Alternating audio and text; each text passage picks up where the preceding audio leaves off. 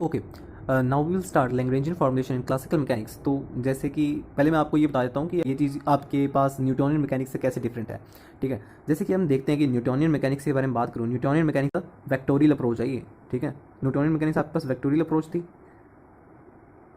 ठीक है, क्योंकि इसके अंदर आपके पास क्या क्या इन्वॉल्व था, इसके अंदर आपके पास cos it involves physical quantity.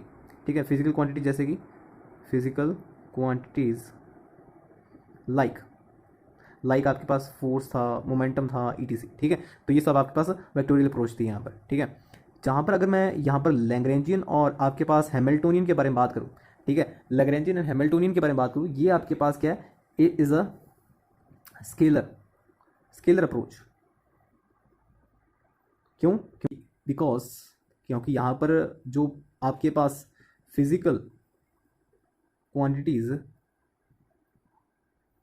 Involve होती हैं, because physical quantity involves here are आपके पास potential energy, kinetic energy and work. ठीक है, ईटीसी, ये सब कुछ चीज़ है। अब देखिए, अब जो लैग्रेंजियन और हैमिल्टोनियन फॉर्मुलेशन है, ये आपके पास प्रॉब्लम की डिफिकल्टी तो कम नहीं करेगा, पर आपके पास ये और ज़्यादा स्कोप खोल देता है मैकेनिक्स के, कि इसके अंदर हमें जो फिजिक्स की ब्रांचेस देखने को मिलती है, जैसे क्वांटम मैकेनिक्स, स्टैटिस्टिक्स मैकेनिक्स है, उसके अंदर काफ़ी स्कोप खुल जाते हैं। तो इसके लिए कहीं ना कहीं ये इंपॉर्टेंट है आपके पास ये लैग्रेंजियन और हैमिल्टोनियन मैकेनिक्स।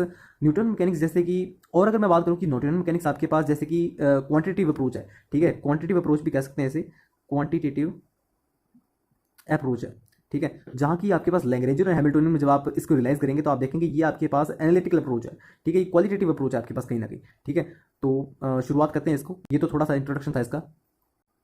ओके, आप कोई भी बुक पढ़ रहे हैं आपके पास क्लासिकल मैकेनिक्स की, एडवांस क्लासिकल मैकेनिक्स की, तो उसमें आपको एक वर्ड बड़ा देखने को मिलेगा, वो नाम है, आपके वर्ड है आपके पास कॉन्स्ट्रेंट। कॉन्स्ट्रेंट्स, देखिए अब कॉन्स्ट्रेंट होता क्या है आपके पास, कॉन्स्ट्रेंट सिंपली आपके पास रिस्ट्रिक्शन है। रिस्ट्रिक्शन आपके पास किसके ऊपर, पार्टिकल के ऊपर, ऑन ए पार्टिकल और सिस्टम ऑफ पार्टिकल्स। ठीक है, सिंपल डेफिनेशन आपके पास। अब देखिए, अब कॉन्स्ट्रेंट का रिप्रेजेंटेशन कैसे है, रिप्रेजेंटेशन ऑफ कॉन्स्ट्रेंट्स। कॉन्स्टेंट का रिप्रेजेंटेशन कैसे है आपके पास, फर्स्ट इन वर्ड्स। वर्ड्स आपके पास स्टेटमेंट ऑफ कॉन्स्टेंट। जैसे कि आप एग्जांपल लीजिए कि आपके पास एक पेंडुलम है, सिंपल पेंडुलम है आपके पास, सिंपल पेंडुलम है ऑफ लेंथ एल। ठीक है, तो कॉन्स्टेंट आपके पास इसके अंदर क्या है, length of string is fixed. Constant इस केस में आपके पास क्या है, कॉन्स्टेंट इसके अंदर आपके पास, constant here is the length of the string is fixed. ठीक है, तो ये कॉन्स्टेंट आपके पास रिस्ट्रिक्शन है ना आपके पास पार्टिकल के लिए। ठीक है, जिसको रिस्ट्रिक्शन कौन लगा रखा है आपके ऊपर, ये स्ट्रिंग ने रिस्ट्रिक्शन लगा रखा है आपके ऊपर। अब इसी चीज़ को अगर आप इक्वेशन के टर्म्स में देखना चाहते हैं, in terms of equation, in terms of equation आप किस अंदर क्या देखेंगे, जैसे कि ये मान लीजिए ये आपके पास ओ पॉइंट था, ये पी पॉइंट है, तो आपके पास ये ओ पी पॉइंट हो गया। ओ पी पॉइंट को मैं लेता हूँ, ये लेंथ एल है आपके पास, ओ पी मैग्नीट्यूड इसके अंदर एल हो गया। ठीक है, तो एल आपके पास इसके अंदर हमेशा कांस्टेंट रहेगा, ये तो आप जानते हैं। ठीक है, कांस्टेंट है ना। ठीक है, और अब देखिए ये पॉइंट जैसे कि आपके पास एक्स कॉमा वाई, ठीक है, आपके पास टू डिमेंशनल कोऑर्डिनेट में होगा आपके पास ये, तो इसको आप कैसे रिप्रेजेंट करेंगे, तो इसको आप रिप्रेजेंट करेंगे x square plus y square minus L. ठीक है, ऐसे रिप्रेजेंट कर सकते हैं ना इसको हम। ठीक है, ये तो आप जानते ही हैं। ठीक है, तो ये आपके पास इक्वेशन होगी कांस्टेंट की। ओके, इसी में आपको एक नेक्स्ट टर्म और अब इसी में एक नेक्स्ट चीज़ और आपको बताना चाहता हूँ मैं, फोर्स ऑफ कांस्टेंट। ठीक है, फोर्स ऑफ कांस्टेंट। अब ये क्या चीज़ है, अब ये आपके पास देखिए, जितने भी आपके पास कांस्टेंट होंगे ना, वो आपके पास हर एक कोई आपके पास कोई ना कोई फोर्स से फॉलो हो रहा होगा। ठीक है, एवरी कांस्टेंट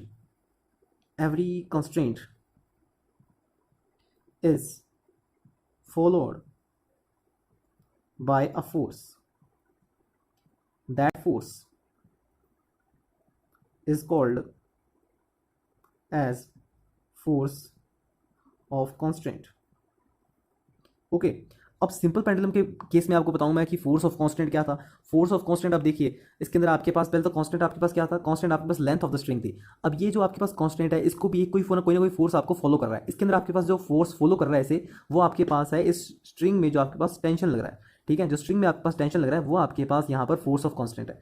तो मैं ये लिख भी देता हूँ आपके लिए यहाँ पर, in case of simple pendulum the force of constant is tension in that string. Okay,